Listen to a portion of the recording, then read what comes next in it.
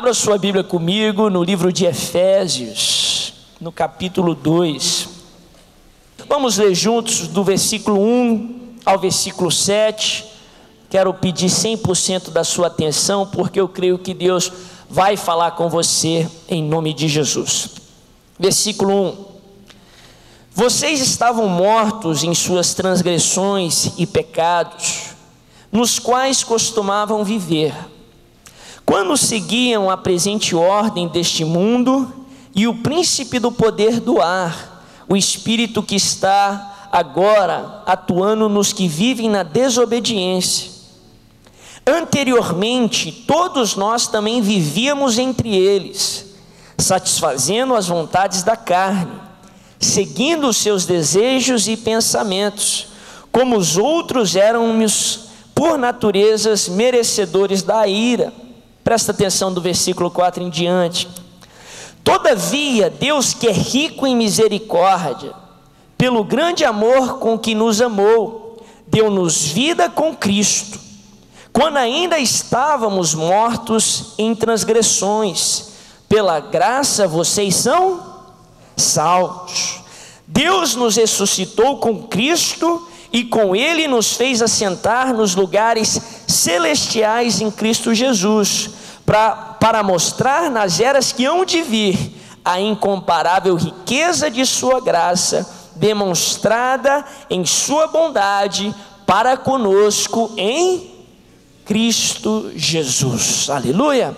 Curva a sua cabeça, fecha os seus olhos, vamos fazer uma oração, colocar um pedido de oração também diante do Senhor. Só concorda comigo, você não precisa repetir, em nome de Jesus. Pai querido, em teu santo nome, em nome de Jesus, te agradecemos por tudo que o Senhor já fez nessa reunião. Nós temos a certeza que o Senhor já fez grandes coisas aqui em nosso meio, Pai.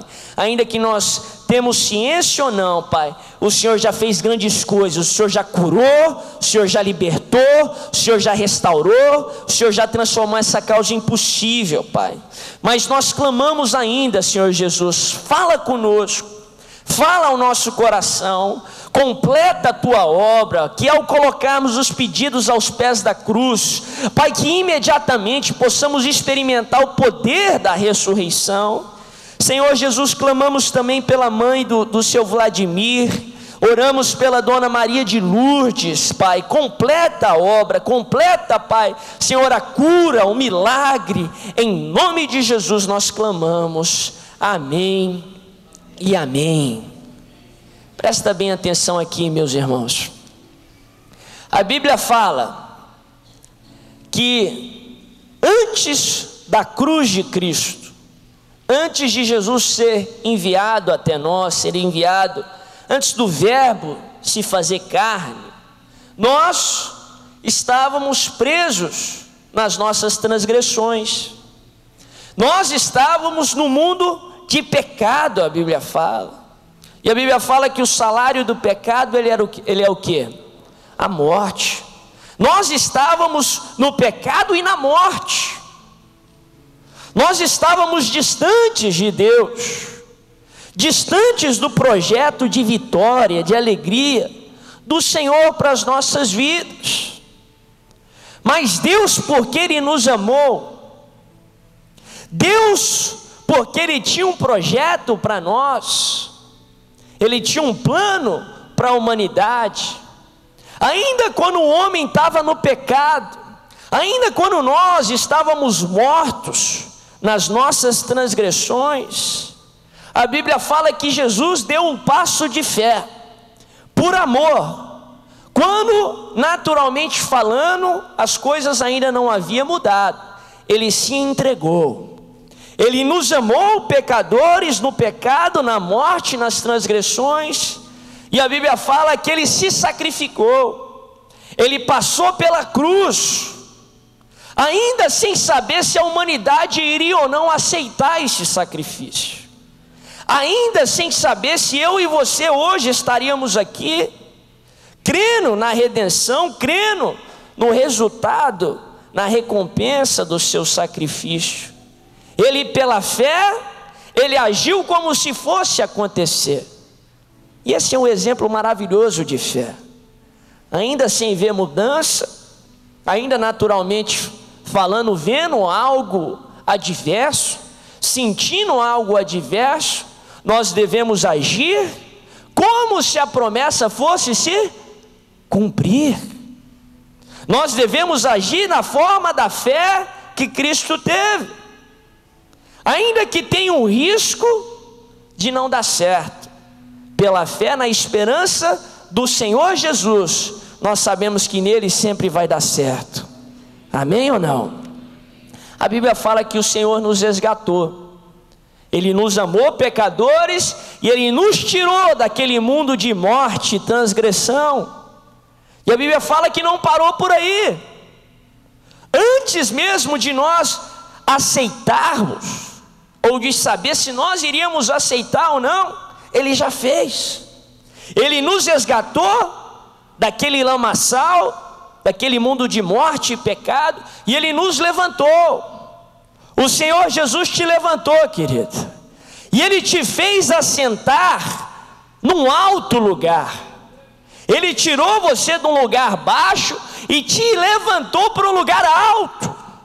Ele te tirou do lugar que o diabo, que o homem em pecado estava, no mais fundo poço, e te levantou para a posição que ele está, a posição mais alta. A Bíblia fala que Deus te levantou e te fez assentar num alto lugar, nas regiões celestiais em Cristo Jesus. Deus te tirou lá de baixo e te fez colocar, e te colocou lá em cima, aonde Ele está. Se você está se sentindo lá embaixo, essa é a fé que você precisa ter. Agir como se você já estivesse lá, porque Ele já te colocou ali, no lugar alto, num lugar de honra, num lugar de alegria, num lugar de resposta. A Bíblia fala que Ele não te colocou na média, Ele não te colocou num lugar normal, Ele te colocou num alto lugar, acima, nas regiões celestiais.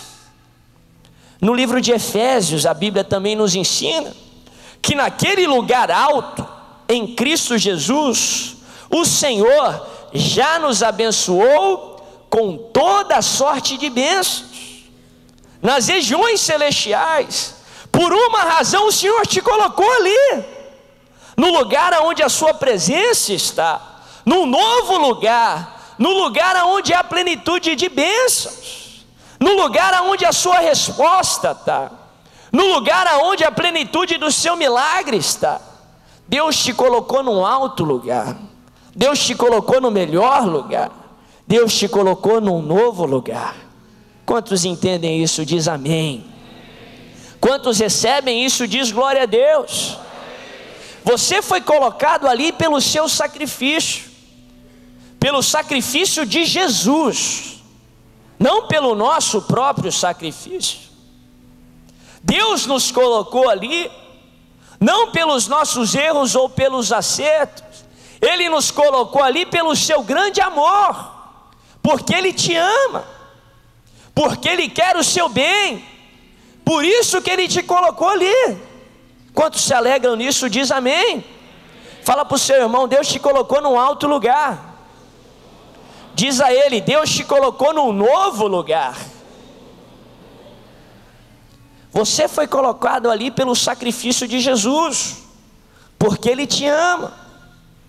Se você crê nele, você não precisa se sacrificar para isso. Presta bem atenção. Se você crê nisso, o resultado da cruz vem sobre a tua vida. Se você crê no sacrifício de Jesus, o resultado dele vem sobre a sua vida. Quantos creem? Diz aleluia. A Bíblia fala: todos quanto receberam, Deus lhe deu o poder de serem feitos o quê? Filhos de Deus. Agora presta bem atenção, nós fomos colocados num novo lugar. Eu quero falar com você sobre duas atitudes que nós devemos ter.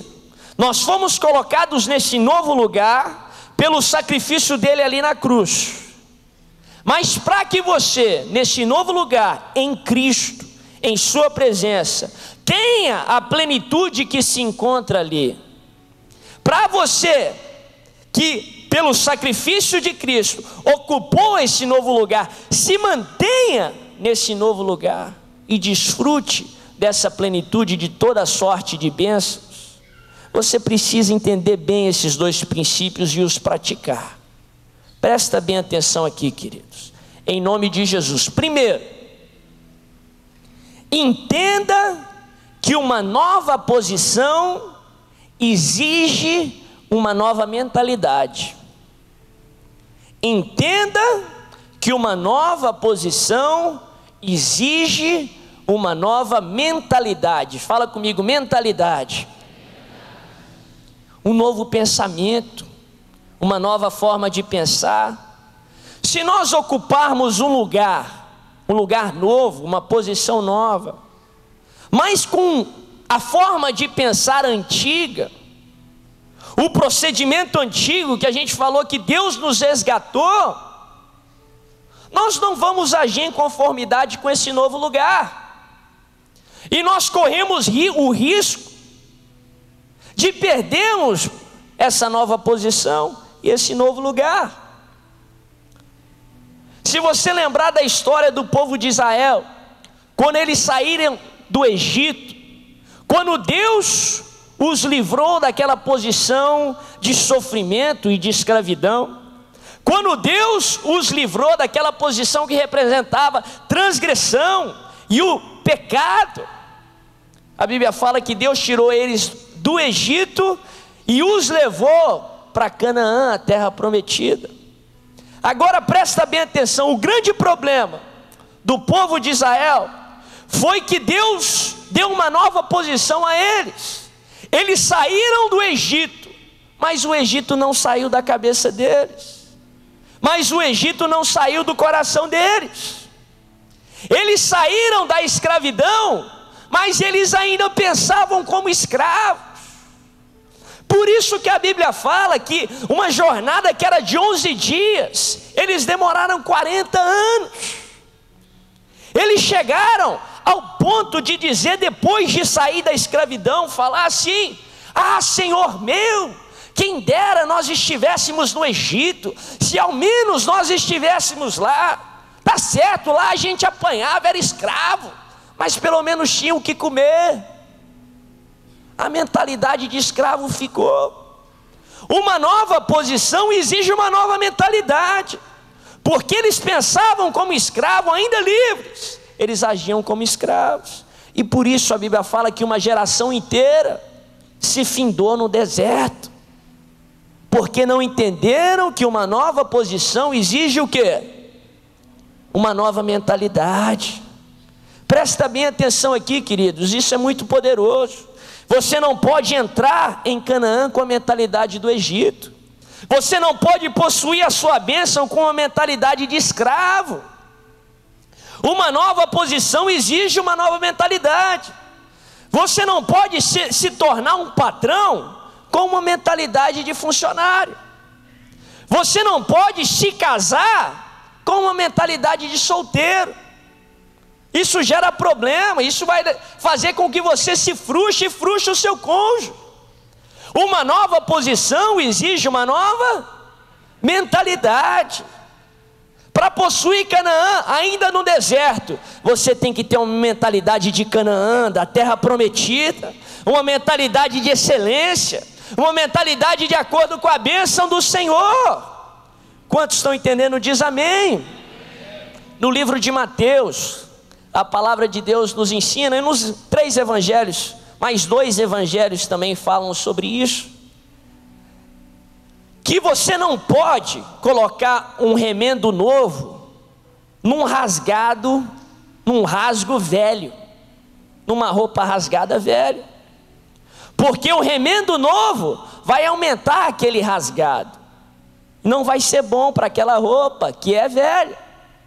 A Bíblia também fala que você não pode colocar vinho novo em um odre, em uma vasilha velha, porque o vinho novo vai por final destruir aquele odre, vai destruir aquela vasilha. Da mesma forma, meu querido, Você não pode receber a posição nova, o vinho novo, tendo uma roupa velha, uma mentalidade velha, uma vasilha para segurar aquele vinho velho.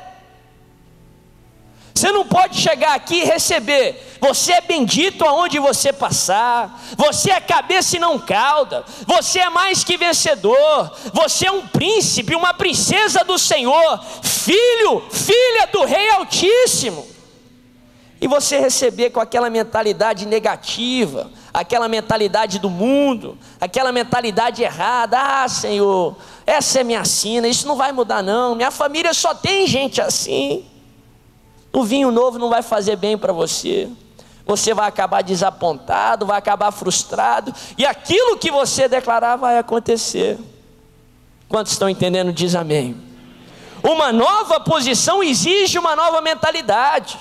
Romanos no capítulo 12, no versículo 2, nos ensina: se você quiser receber e experimentar a vontade boa, perfeita e agradável de Deus, a Bíblia diz assim no versículo 2, no capítulo 12: não vos conformeis com esse século, mas transformai-vos pela renovação da vossa mente, para que podeis experimentar qual seja a boa, perfeita e agradável vontade de Deus.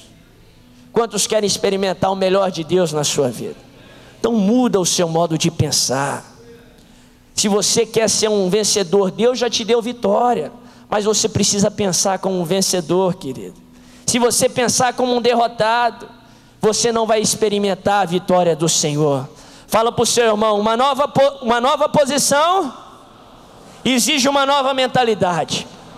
Segundo, e eu vou encerrar, presta bem atenção aqui. Uma nova posição exige uma nova atitude. Presta bem atenção aqui, queridos, em nome de Jesus. Uma nova atitude. Para você receber a bênção do Senhor, querido, para você receber a diferença que Deus faz em nossas vidas, o seu proceder também precisa ser diferente. Você precisa ser diferente para que Deus possa fazer a diferença na sua vida. Quantos entendem isso? Diz amém. Quantos entendem isso? Diz glória a Deus. A falta da santidade, a falta da separação ao Senhor, nos afasta do Senhor. A Bíblia fala que as iniquidades fazem separação entre nós e o Senhor, e nós afastamos da esfera de ação do Senhor quando há pecado em nós. Mas pelo outro lado, quando nós somos mortos para o pecado não tem voz mais nas nossas vidas. Aí nós nos aproximamos do Senhor, aí nós nos aproximamos daquela esfera de ação do Senhor. Aí nós podemos habitar num alto lugar, numa posição de honra, de vitória, de plenitude e de bênção. Você tem que ser diferente para que a diferença do Senhor possa vir sobre a sua vida. Quantos precisam que Deus faça diferença na sua vida? Presta bem atenção aqui, queridos. Uma atitude nova de confiança no Senhor. Hebreus no capítulo 10, no versículo 35, a Bíblia diz assim: não abra mão da vossa confiança, porque ela será ricamente recompensada. Não abra mão da sua confiança, querido. Não abra mão da sua confiança. Essa é a atitude nova que você tem que ter em Cristo, porque na nova posição talvez você não vai sentir que está na nova posição, mas a sua confiança em Deus vai te levar à plena certeza e fé que Ele te colocou naquele lugar. Confia, ainda contra a lógica, ainda contra a esperança, porque se você tiver plena confiança no Senhor, queridos, você vai ser ricamente recompensado. Quem recebe isso diz amém. Quem confia no Senhor diz aleluia.